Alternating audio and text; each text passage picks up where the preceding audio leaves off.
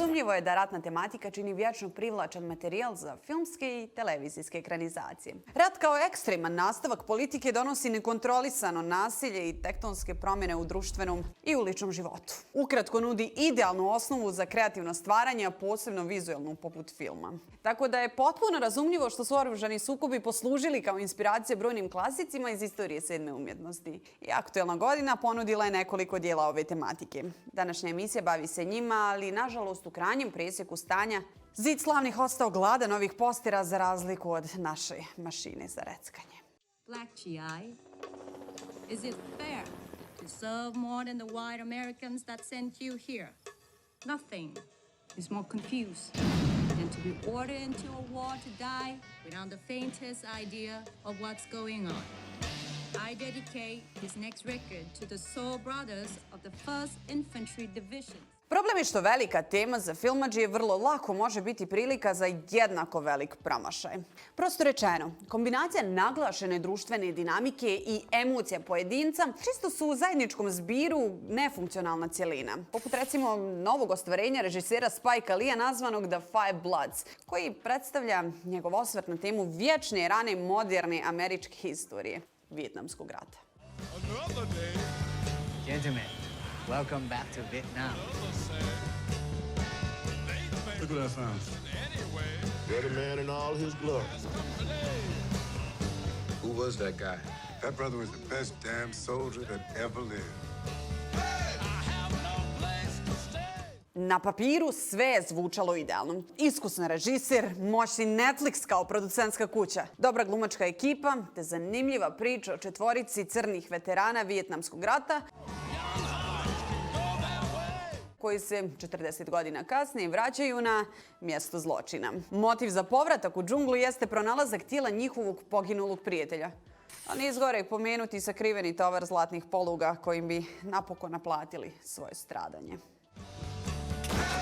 We bury it. Later on, we come back and collect.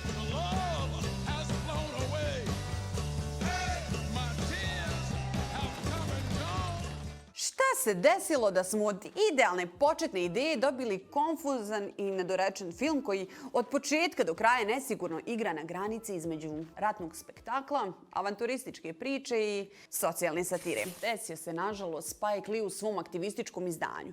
Za razliku od većeg dijela svog opusa koji je snimio pažljivo balansirajući između dva statusa, politički angažovanog režisera i vrsnog žanrovskog zanatlije, Lee u ovom projektu od starta naglasio svoj background društveno odgovornog filmadžije, prebacivši time automatski The Five Bloods na jednu stranu svog umjetničkog angažmana.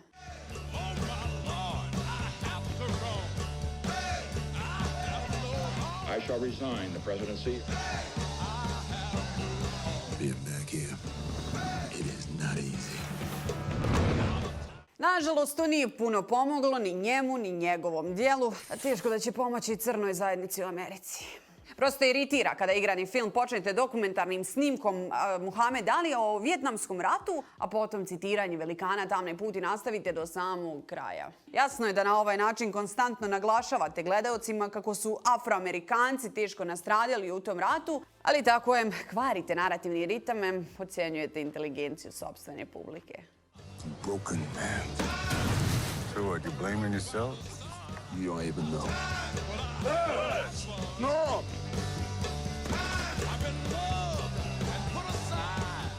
Iako je Lee nakon premijere isticao da se tematika slučajno poklopila s aktualnim nemirima u SAD-u, u praksi ne djeluje baš tako. Tačnije, film izgleda toliko konfuzno da imate utisak da je montiran na brzinu kako bi se dodatno podvukle rasne i socijalne razlike te američko ratno djelovanje širom planete. Što je naravno sasvim legitimno pravo Leea kao autora, ali je problem što su ove naknadne intervencije još toliko razbile ritam i onako neujednačenog i predugačkog ostvarenja. Ja sam ovdje izvela.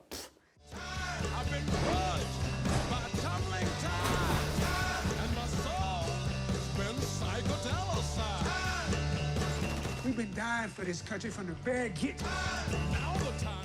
Ovaj moment scenarističke zbunjenosti dodatno je pojačan odlukom da glavni glumci iz sadašnjosti tumače sebe iz mlađih dana.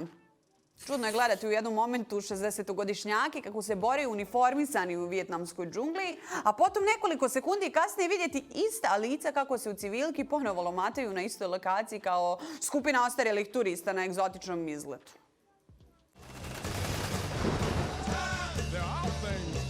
We give this gold to our people.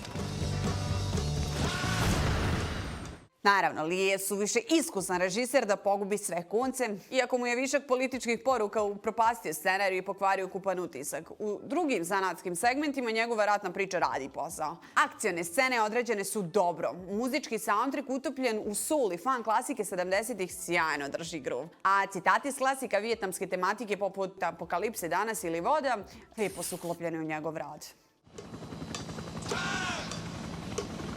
In my line of work, I have to be very careful. And that means knowing exactly who I am in business with. Ono što je dobro, nažalost, ostaje u drugom planu pred onim što je loše. To posebno dolazi do izražaja u produženom finalu filma kada se Lijeva vijetnamska drama pretvori u skupinu promotivnih aktivističkih pamfleta na tragu djelovanja NVO organizacija koje se bave ljudskim pravima i žrtvama miniranja. Umjesto očekivane katarze u finišu dobijemo gorak osjećaj prevari kojeg smo mi oprostili, ali naša mašina za reckanje tih sentimentalnosti nema. Izvini, brate Spike, ali za prosječnost izgovora nema bez obzira na boju kože.